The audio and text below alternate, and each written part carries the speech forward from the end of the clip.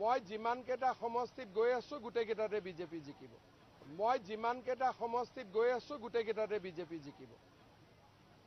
কিন্তু এতিয়াতো মোক ভাল কেইটাত লৈ আছে, বেয়া কেইটাত অলপ পিছতহে যাম। সেইকাৰণে লাষ্টত সিদ্ধান্তটো হ'ব। আৰু মই প্ৰেক্টিকেল পলিটিক্স কৰা মানুহ, গতিকে মই চকু দুটা দি দেখাৰ পিছতহে মই মানিম। মই ক'লো নহয় যে য'ত কাকো হাৰাবৰ কাৰণে আমি ইলেকশ্যন নুঠো, নহ'লে প্ৰমোদ বড়োৱে ভাবিব দাদাই উঠি আমাক হৰুৱাই দিলে, হাগ্ৰামাই ভাবিব দাদাই উঠি আমাক হৰুৱাই দিলে। আমি কাকো হৰুৱাব ইলেকশ্যন নুঠো, য'ত বিজেপি জিকিব তাত আমি ইলেকশ্যন উঠি আমাক হৰুৱাই দিলে। আমি কাকো হৰুৱাব ইলেকশ্যন নুঠো, য'ত বিজেপি জিকিব তাত আমি ইলেকশ্যন উঠিম। হ'ব।